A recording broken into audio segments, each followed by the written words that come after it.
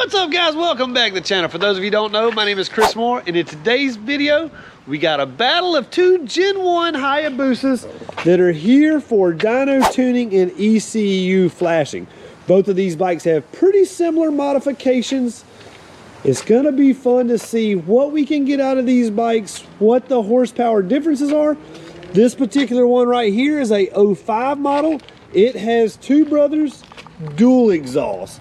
So it is slip-on mufflers. So basically from here back is changed.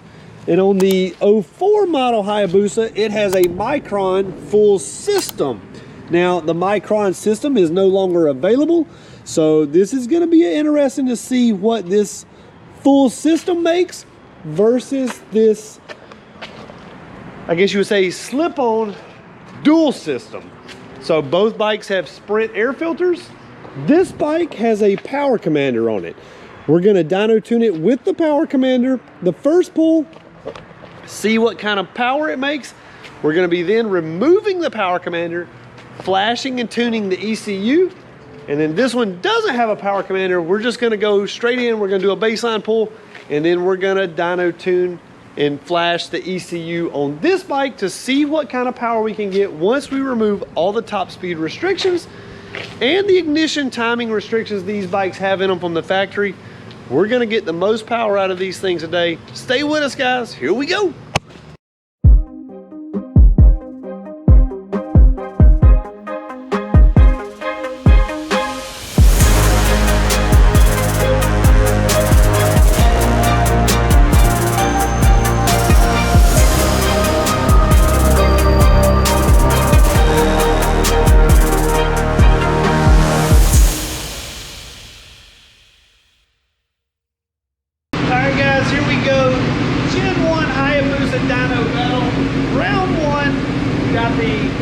Full system bike loaded up.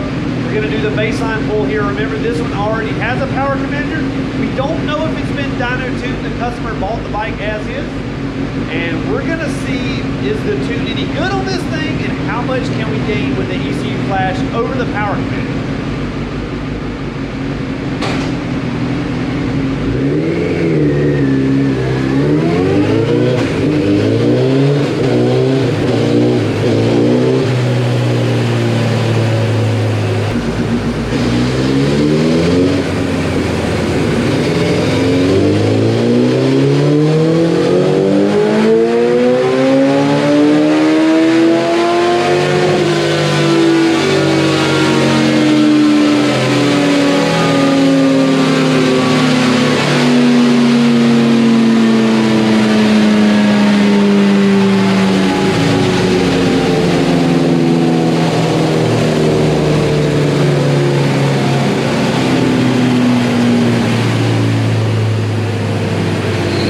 Alright guys, 151 horsepower, 87 foot-pounds of torque is what we started out with. The map on the power commander, not horribly bad. Cruising around, even pretty decent there. But we're going to show you how much gains we can get out of the ECU on this thing. You can see here up in the high RPMs, around 10,000 RPMs, the thing is reading 14.0 and at 10.5, 14.3. So that means it's way too lean, meaning not getting enough fuel. And these are all things you would never know unless you had your ECU flash or put it on the dyno. But we're gonna see what kind of power we can get out of this thing. We have removed the power commander already. It's right here. And then we've got the ECU ready to pop out. If you have a Gen 1 Busa, it literally takes like 2 minutes to remove the ECU. You just take the front seat off and simply unplug the ECU right here. Let's see if I can do it with one hand. Boom, there, and here, boom, just like that, the ECU's out. You mail us in the ECU, we flash it and mail it right back to you. Horsepower in the box. All right, guys, so we did the ECU flash on this Gen 1 Busa, and we got more horsepower. Let me pull up the first run, and then let me pull up where we're at now. But I want to show you we've run into a slight issue. You can see here the blue line is our very first run, 151 horsepower.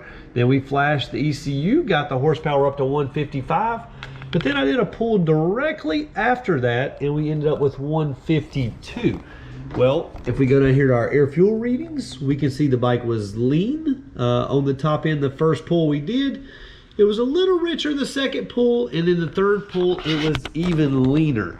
So what that means is the hotter the bike is getting, the lower the fuel pressure is going. The fuel pump in this bike is actually dying.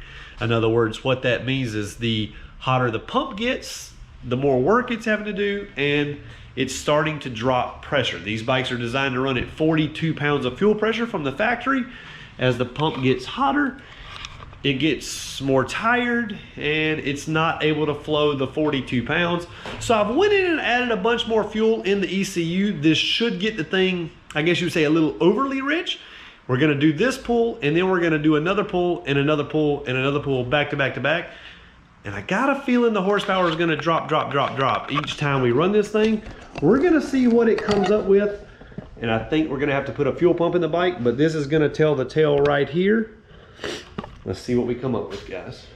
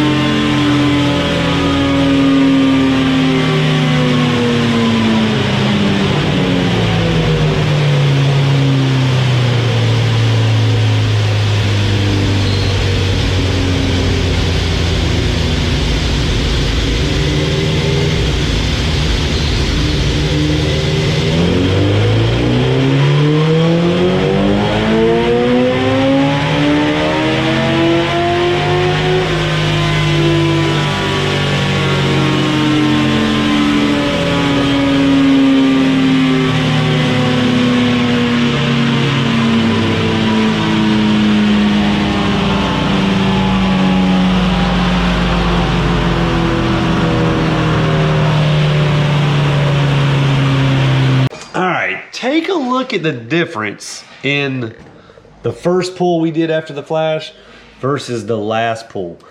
We got up to 158 horsepower, but we went down to 153 horsepower. You can see we actually lost 7 horsepower here, hit 10,700 RPMs. Our air fuel also changed about 6 points. And that's where that horsepower loss went. As the fuel dropped off, so did the horsepower. We're gonna take the bike out. We're gonna get the other bike on the dyno. We're gonna take this one in there to the mechanics, let them put a new fuel pump in it, and hopefully get this thing back on the dyno here in just a little bit. We're not gonna touch the tune. We're gonna see and show just how much difference the air fuel ratio changes with the fuel pumps. Busa number 2 is loaded up on the dyno. We're about to do the baseline pull on this one. While the other Busa is getting a new fuel pump, let's see what we come up with on this one.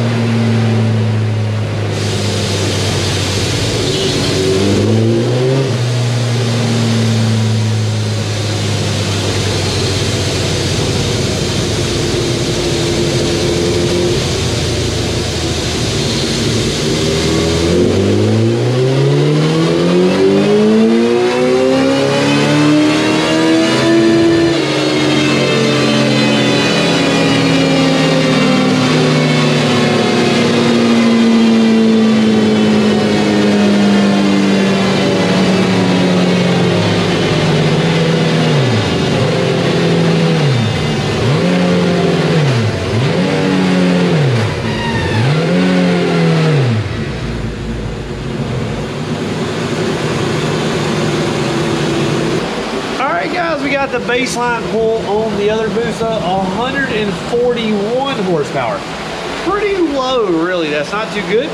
But we did notice one thing, that the bike actually hit the rev limiter at 10,000 RPMs. It should rev a little higher than that. So we got to look into it and see what's going on with that. The bike has a neutral rev limiter and a in-gear rev limiter. For some reason, this bike may think it's in neutral. We're going to figure that out and see what's going on. Here we go, pull number 2. We just flashed the ECU on this Busa. I've got the rev limiter problem fixed, I think. We raised the in neutral versus, we basically unified all the cylinders or the maps where they're the same. We've got the in gear and the neutral fueling maps, ignition maps, everything all the same now. So it's not gonna hold the bike back thinking the bike's in neutral. Let's see what we got.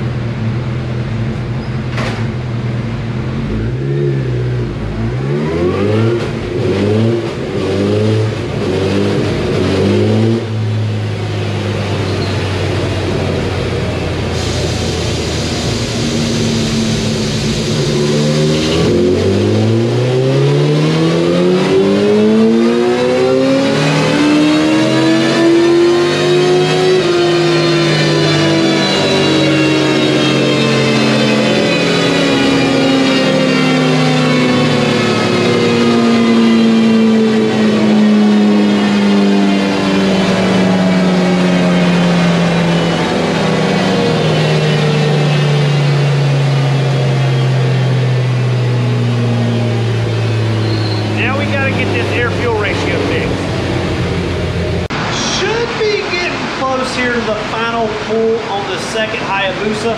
This thing has gained really good power, but there is a big difference between the full system and the slip-on exhaust. This slip-on exhaust that's on this one, you can tell the factory header has just got the bike choked up above 9 and 10,000 RPMs. It just does not flow the same, not producing the same horsepower. It also causes the horsepower to nosedive a lot more above 10,000 RPMs. You'll see that more once we overlay the graphs here at the end of the video. But as of right now, let's see what we get for the final numbers on this thing.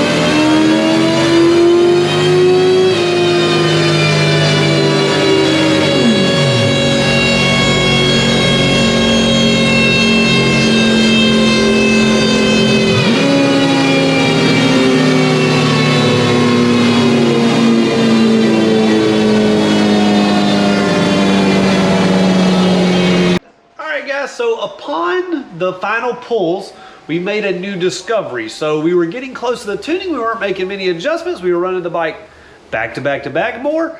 And we have come up with a new thing. Look at the horsepower curve for the final run. Not too good, right? Yeah, well, we gained 151.88 horsepower. We got our best horsepower run, but our graph looks goofy. Why is that? Well, let's back up a couple runs. That's run 12. Let's back up to run, let's just say 5 or 6.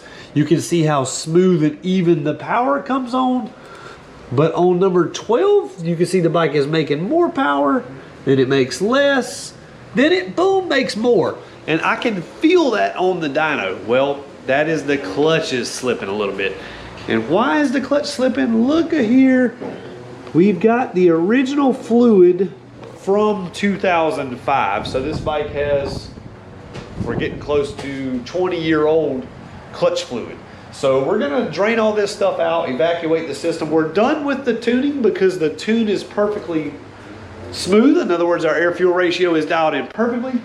But like I said, we're gonna fix this problem. You can see this right here. All this is sponginess. So you can't tell how much I'm actually squeezing it, but like this is super soft. And then you get to here, and then now we actually have to squeeze the clutch. But all this right here, this is sponginess due to that fluid. And why did the fluid wait till the 12th dyno pull before it had a problem? The hotter the bike gets, the hotter the clutch fluid gets. It started to boil that rusty water / muddy fluid. We're gonna get that changed out and fix all these problems, guys. Bike number 1 coming back to the dyno soon. Booster number 1 back on the dyno. We got the new fuel pump installed. The thing is getting way more fuel volume than what it had before. We've readjusted the map. Let's see the power difference.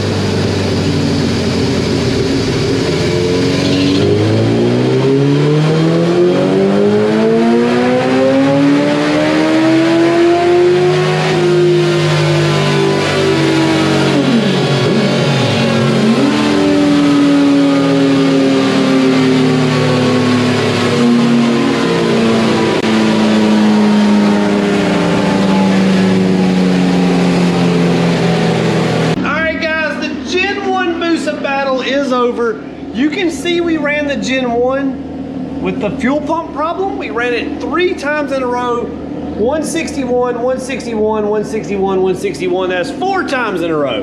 Anyways, let's overlay the graph from that one and the other one. Look at the final numbers the full system puts out over the slip-on. You can see up top, 18 horsepower difference in that 2 bikes. Same bikes, full exhaust versus slip-on. Full exhaust proves to be a must. All right, guys, I hope you enjoyed today's video. That's gonna do it. Be sure to subscribe to the channel. Click the bell for notifications so you get notified every time we upload a new video.